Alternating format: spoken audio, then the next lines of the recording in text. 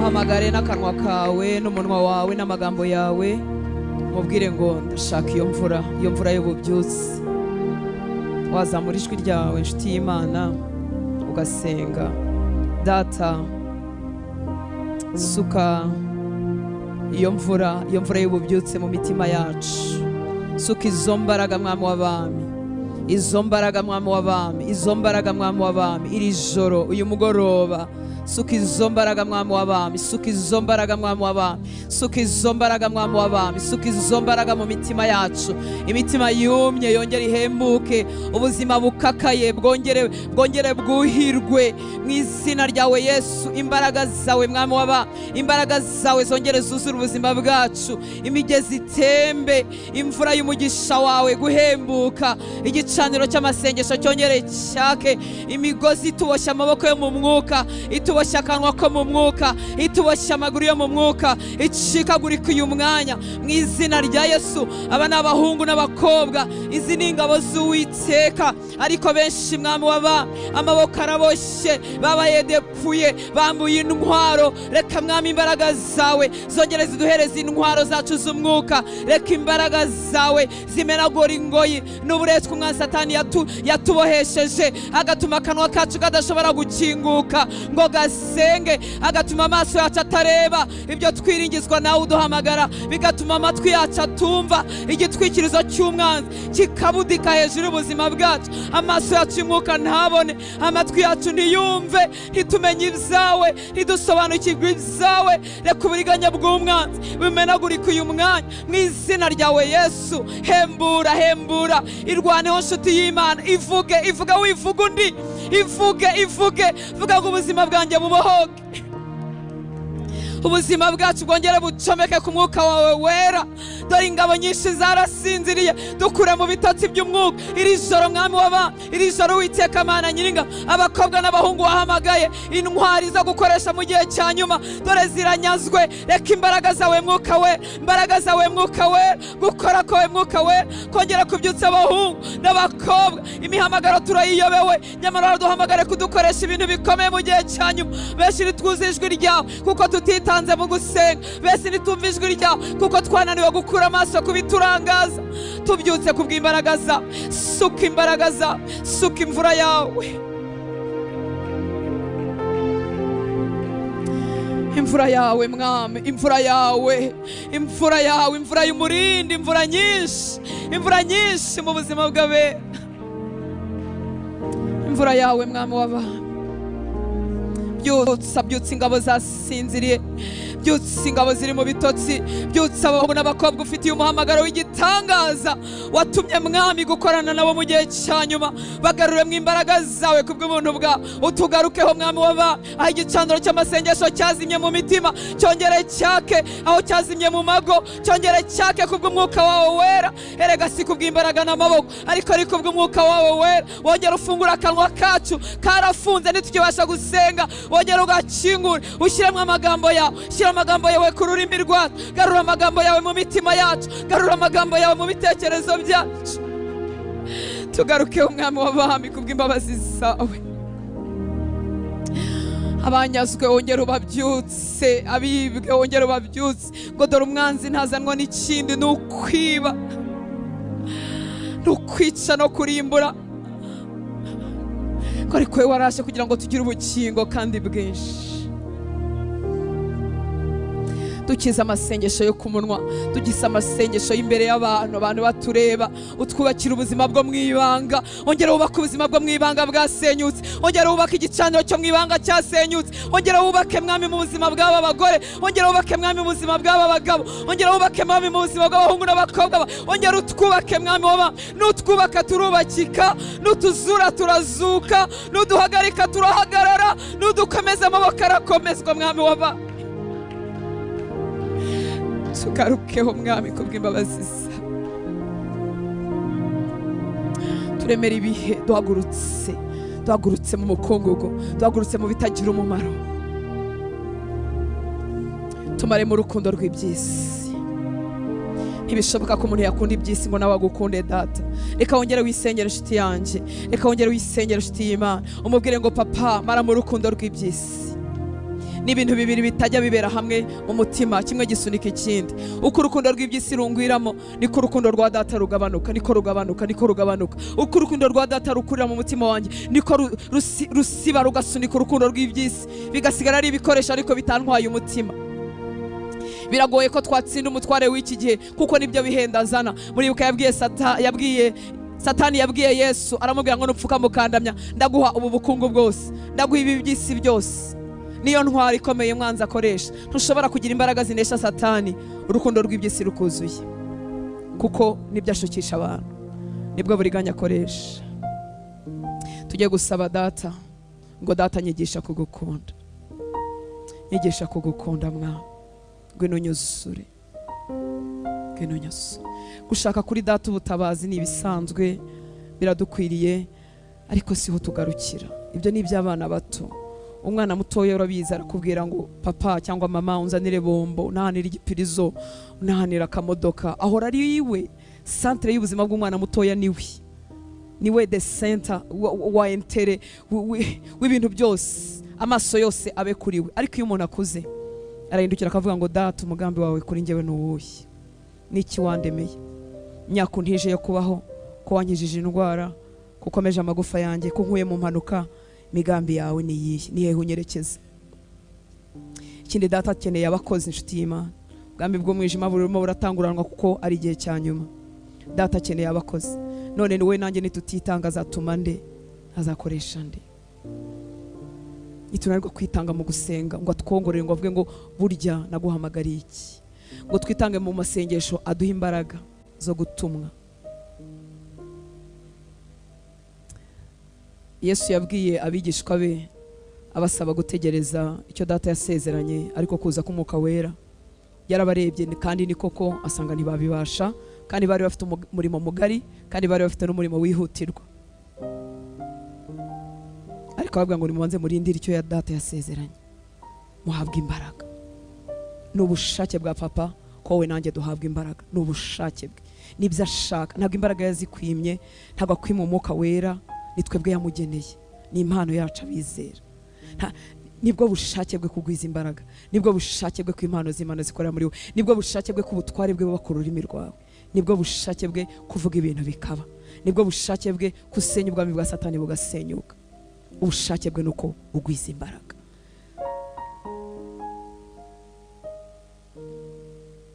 Arashaka abakozi, arashaka abana bakura, arashaka abatuma. Ugiye kumubwira, mubwira uti nyambika izo mbaraga, shoboza kukwiha mu buzima bwo gusenga. Mwuka Wera niwe ujya ushoboza abahungu n'abakobwa, niwe ushyira ubushake. Reka banza gushyiramo ubushake, wowe wumva ibi bintu bitanakureba, tukaba tubivuga ukumva ntibikureba, kumva ibintu byo kwiriza bya cyane byagenewe ngira ngo bavuga butumwa n'abandi bantu ntazi impano ngo bahawe. Izawe se wazimenya gute nyine atakubonye? Twese dufite impano z'ibitangaza ubu ngubu, zimwe zirasinziriye, izindi turimo turazibona zibyuka, ariko dufite impano z'ibitangaza zibitswe muri twebwe. Ntabwo uri guherekeza abandi, ntabwo turaba gutumbira imirimo y'Imana ngo turebe, turaba gukoreshwa n'Imana. Reka umubwire ngo ndi hano uyu mugoroba, unyambike imbaraga. Mwuka Wera ngwino nyuzure, unkoreshe icyo wamamaga, unkoreshe icyo naremewe, unkoreshe gusenya ubwami bwa Satani, unkoreshe Yesu. Aho ngeze bimbere nka hari Yesu wahageze, aho ngeze nza n'igisubizo. Ngwino unkoreshe Mwami, cyangwa umutima ukabinyoterwa, cyangwa umutima ukabyifuza.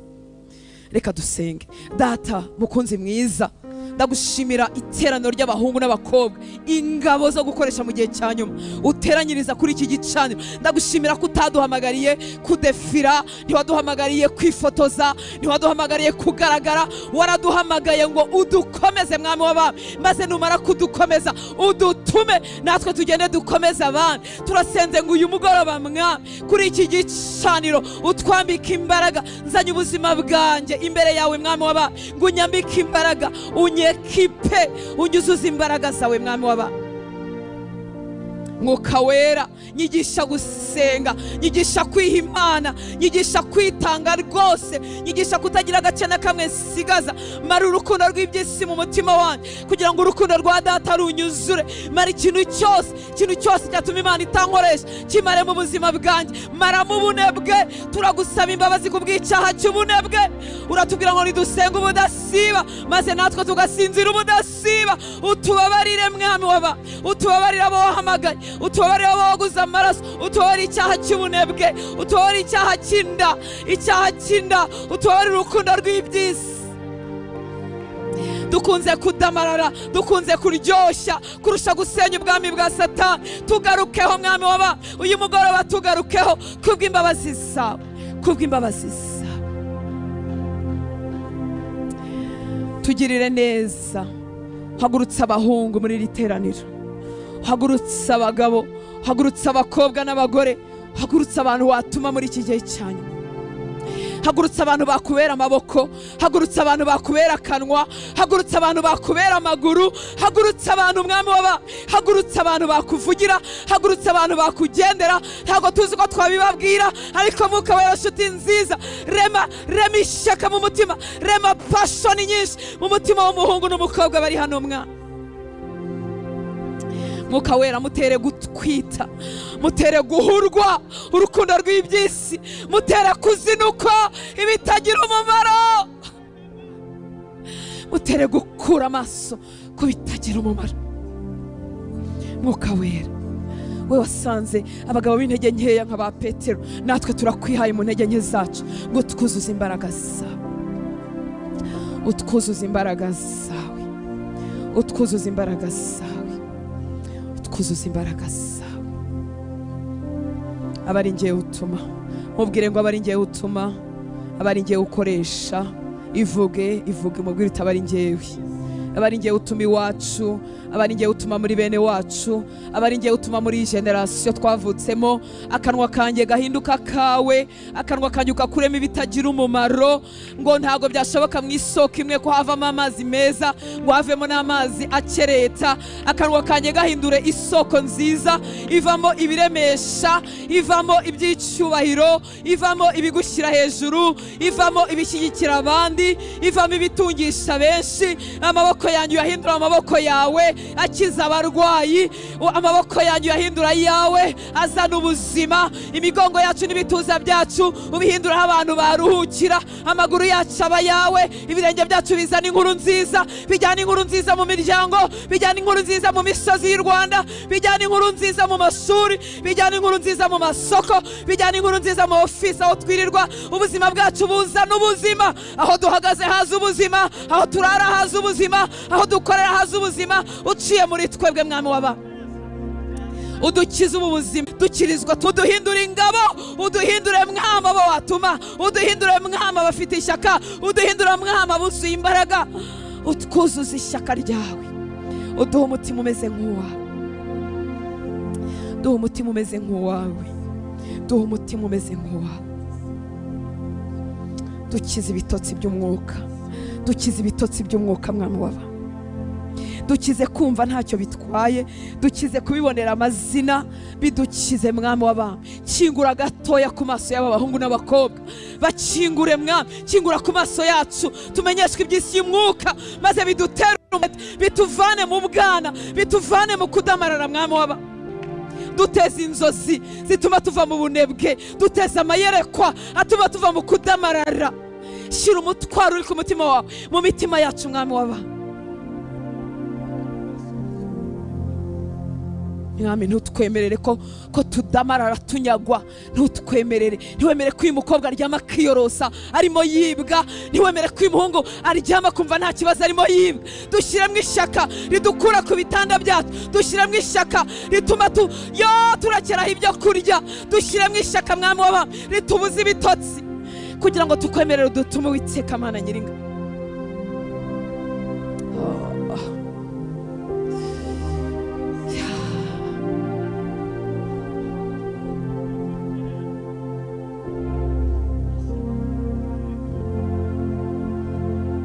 Ndagushimira ko uha ubuntu, abahungu n'abakobwa. Ndagushimira ko atari kubw'imbaraga n'amaboko. Ni wowe waduhaye agakiza, ni wowe uduha inyota, ni wowe uduhamagarira kwigira imbere, Mwuka Wera ni wowe udukuriza mu buntu bw'Imana. Nyemerera kuri iki gicaniro uduha abahungu n'abakobwa bakura. Nyemerera mwami w'aba, nyemerera mwami w'aba, nyemerera mwami w'aba, hagurutse ingabo hagati muri twebwe. Byatumarira iki mwami guterana tugakomeza tumeze nk'uko twari tumeze? Byatumarira iki mwami w'aba kongera amazina y'amadini n'ibicaniro by'amasengesho hejuru y'ibindi? Ko Kigali n'igihugu cy'u Rwanda ko cyuzuye amadini, ko cyuzuye abasenga. Byatumarira iki mwami w'abami bikomeje bikamera nk'akarasisi? Byatumarira iki mwami w'abami tubaye abakristo bashyuha mu masengesho, y'amasengesho bakazima? Byatumarira iki mwami w'abami? Byatumarira iki mwami w'abami? Icyo tuzi nuko buri muntu wese umufiteho umugambi w'umwihariko. Hari ibyo wanditse ku buzima bwe atarabaho n'umunsi n'umwe. Muhuze nabyo, muhuze n'umugambi umufitiye, muhuze n'icyo wamuremeye, muhuze n'icyo wamugeneye adakererewe mwami w'abami. Twizungurutseho igihe kirekire, twatakaje imyaka myinshi, twarazerereye, turazungurutana, ariko Mana y'amahirwe ya kenshi, ndakwinginze ngo muri iri joro utugarukeho, ugaruke ku buzima bwacu, abahungu n'abakobwa bawe. Ushyira umwete mu mutima, abahungu n'abakobwa bahaguruke bavuge ngo enough is enough. Shyira iryo shyaka ryinshi rituma umuntu avuga ngo birahagije, rituma umuntu avuga ngo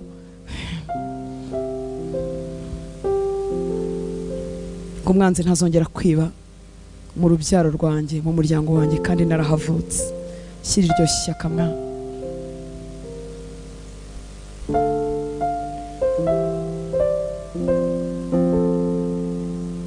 Dukize gutegekwa n'inda, dukize gutegekwa n'amafaranga, dukize gutegekwa na shopping. Umuntu yaba afite amafaranga akazunguruka agura kugeza igihe amushiriyeho. Dukize mwami w'abami, dukize gukomeza tumeze nk'uko twari tumeze tutarahura nawe. Ibyaturyoheraga tutarakizwa akaba aribyo bikomeza kuturyohera. Dukize kuryoshya kandi abantu barimo bapfa, abantu barimo barimbuka. Dukize kuryoshya Satani arimo atunyaga. Dukize impaka zitagira umumaro. Dukize mwami w'abami, dukize kubw'imbabazi zawe. Dukize ubujiji bwo mu mwuka, dukize mwami, dukize mwami, dukize urukundo rw'ibyisi rwatwibasiye. Dukize, ntituzi kwiyiriza, ntituzi kwigomwa, ntituzi kwikingirana, ntituzi kujya hiherereye, ntituzi kugutumbira. Ngwino twigishe, ngwino twigishe ko umuntu asenga ari wenyine, ngwino twigishe ko umuntu yiherana nawe, ngwino twigishe, ngwino twigishe ko umuntu atajarajara, ngwino twigishe ko umuntu yicara ku birenge byawe. Kwa kundi Mariya yahicaye ukabwira Marita ngo urirushya wiganyira muri, dukize kwirushya twiganyira muri byinshi bishira. Twigishe kwicara ku birenge byawe.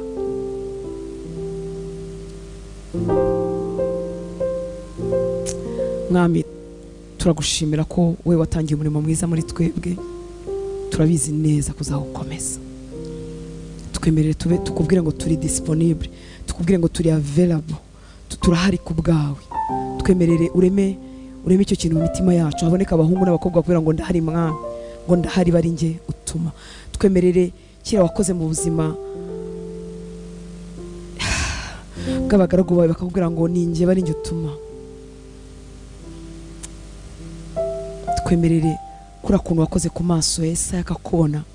Twemerere hagira abahungu bakubona, hagira abakobwa bakubona. Mwami, ibi nta muvuga butumwa wabitwigisha. Twemerere ukore ku maso yacu iri joro, ukore ku maso yacu tukubone, ukore ku maso yacu duhishurirwe urukundo wadukunze, urukundo rwatumye ujya ku musaraba. Twemerere duhe imbaraga zituma tutaremererwa ibi bibazo twikoreye. Kubura imbaraga bituma upfubyi biturusha imbaraga, kubura imbaraga zawe bituma upfakazi buturusha imbaraga, kubura imbaraga zawe bituma ubukene buturusha imbaraga, kubura imbaraga zawe kuba tutarabyara cyangwa tutarashaka bituma biturusha imbaraga, kandi waratugeneye kuba hejuru yabyo. Ariko benshi uyu munsi biradutsikamiye, biri hejuru yacu. Kuba abagabo bacu batarakizwa byaratwicariye bituma tutakubona, kuba abagore bacu cyangwa abana bacu batarakizwa bitumye tutakubona Mwami, kandi waratugeneye kuba hejuru yabyo. Dukize uyu mugoroba, reka habeho kuguranirwa kubw'imbabazi zawe. Reka umuntu wari wicariwe n'ibintu byose byicaye ku bitugu bye uyu mugoroba abe hejuru yabyo, abe hejuru y'iyo miyaga, abe hejuru y'iyo mivu, abe hejuru y'ibyo byago n'amakuba, abe hejuru y'ako gahinda, kuko watugeneye kuba hejuru yabyo. Ntiwatugeneye gutwikirwa n'agahinda, ntiwatugeneye gutwikirwa n'amarira, watugeneye kuba hejuru yabyo. Tugezeyo mukunzi mwiza, tugezeyo tubitegeke, tugezeyo tube hejuru yabyo, kuko kubikurwaho ko tuzabikurwaho, ariko dutuze hejuru yabyo, kuko niho twagenewe kuba. Turi abatsinzi no kurushaho, turi ingabo, ntituri banyagupfa, ntituri abatindi bo kubabarirwa, turi ubwoko bufite umugisha, turi ishyanga ritavumika, turi abana bawe. Umwuka wahamanya n'umwuka wacu ko turi abana bawe. Turi ku rugamba tuzi ko rurangira, watugeneye gutsinda, watugeneye kunesha. Kwa waduhaye Kristo ntacyo watwimana nawe Papa. Urakoze Mwami mwiza, tuguhaye icyubahiro, turagushimira. Wewe wumva gusenga, wewe wumva gusenga, wewe wumva gusenga, wewe wumva gusenga. Mitima yacu ifite kunyurwa no kugushima, kuko turabizi aho wadukuye, turabizi ko wadutabaye, turabizi ko wadukuye mu isayo y'ibyaha, turabizi ko wadukuye mu miryango itakuzi ukadukurayo, amaboko yawe akadukurayo. Ibyo bitwuzuza ubushizi bw'amanga ko naho utuganisha uzatugezayo, aho tujya tuzagera nayo nawe, kuko aho dukuye niho habi. Ariko amaboko yawe atagaragara yaratwaruye, adukura mu bigirwamana, adukura mu byaha, adukura mu businzi, adukura mu buraya. Uratwimenyekanisha. Uyu munsi turaziranye, uyu munsi turaziranye.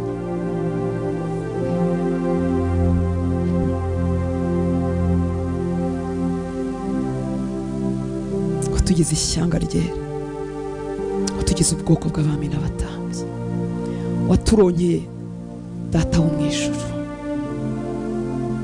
Turi umwandu wawe, wadushyizeho ikimenyetso cy'amaraso, waduhaye umwuka wera ngo nk'ingwate itumenyesha kuzagaruka kutujyana. Quel privilège, mbega amahirwe, mbega umugisha.